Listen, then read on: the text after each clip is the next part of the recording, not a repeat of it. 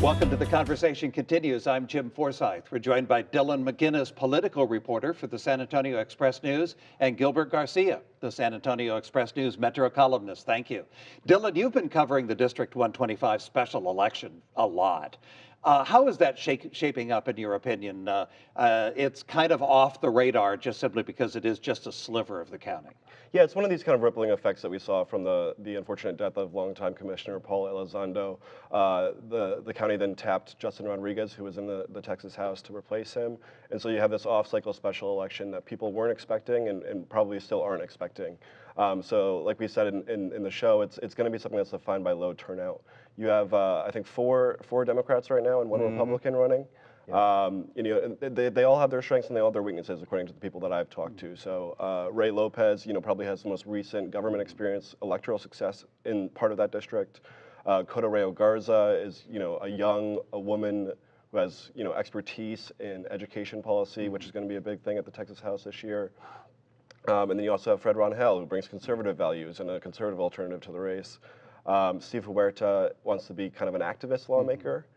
So it's a wide field, it's a competitive field, and especially given the low turnout that will likely define it, it's anyone's game. And what's interesting too is how, and I think you find this more among Democrats locally, is that sometimes there'll be maybe a few seats and a lot of people all kind of interested in that same seat, and we sort of see that happening with Ray Lopez, for example, because I mean in talking to him.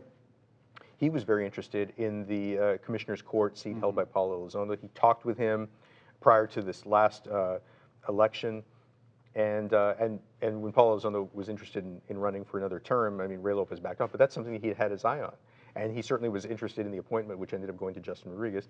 Once Justin Rodriguez got it, then he very quickly, I think, that day decided, okay, I'm going to run for justice. Well, Dylan, what's interesting about this is what at least is known in Texas as the John Tower strategy, which is how the Republicans finally broke through after decades of being, in the wilderness politically in Texas back when he seized LBJ's old U.S. Senate seat when LBJ became vice president.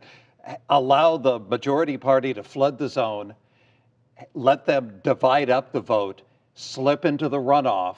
And then once you're in the runoff, anything's possible. Is that a scenario similar to the Pete Flores scenario we saw for Carlos Uresti's seat that might be a possibility here? Yeah, well, Fred Rangel actually explicitly told me that, that's his strategy. That's what they're hoping to do. It's a sprint to the runoff, and then anything can happen. And I think, you have to consider the kind of ramifications of this race, which is that the legislature is already in session and is meeting. So if a runoff is necessary, which it's looking like it will be with the size of the field, it further delays filling the seat.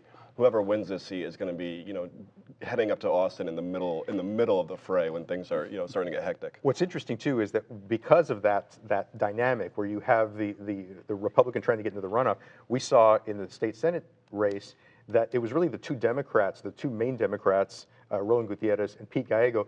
They were really fighting it out with each other. They were almost ignoring the Republican, which worked to Pete Flores' advantage. And it might be a little early to tell. I'm really not sure. Dylan might have a better sense of this, but I'm guessing that Ray Lopez and Art Reina, I mean, the real battle is going to be between them, because they're looking at, we're competing for the same votes, and in that sense, Fred Rangel might be able to kind of sneak through. There's a Castro connection here, actually, too. Art Reina held this seat for 6 years in the late 90s and early 2000s, and he lost a primary battle to who was then a political newcomer named Joaquin Castro. So his main campaign slogan right now, or campaign message, is that he'll retain those 6 years of seniority if he's reelected, which puts him ahead of about half of the Texas House, whereas he argues anyone else who wins will be number 150. That's interesting. Yeah, it's an effective argument. Okay. Real quick before we wrap this up, politically, Bexar County really seems to be in flux. I mean, in November we saw an absolute massacre at the courthouse, for example, with Democrats taking every race. But then we saw Pete Flores win. Now we see Fred Rangel being given a serious possibility of winning.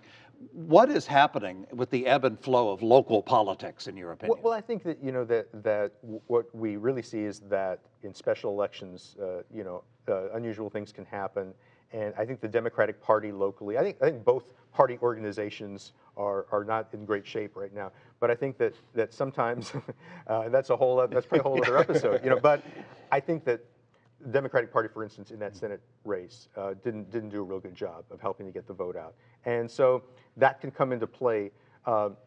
Whereas when we saw the midterm election in November, that we saw the statewide wave coming into play, and I think we also saw the fact that Bexar County has been moving, with the exception of maybe the Tea Party election of 2010. There've been some exceptions in midterms, but the Bexar County, I think, generally has been going in a blue direction. And as you said, I mean, the courthouse is just And dominated by Democrats. especially in Harris County, where the very, very experienced and very respected county judge lost to what I think a 27-year-old woman who'd never been to a commissioner's court meeting. That's right. The Beto effect, is that what's in play in Texas races, in your opinion? Yeah, I think especially when you're talking about these, district court elections or even county judge elections, not many people are tuned into those races or are picking those, going down the ballot and actually picking those candidates.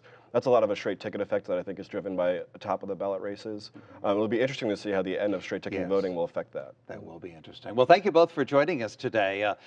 We appreciate your joining us for The Conversation Continues. On the record, we have Dylan McGinnis from the San Antonio Express News and Metro columnist Gilbert Garcia from the San Antonio Express News. Thank you for joining us today. Thanks for having us.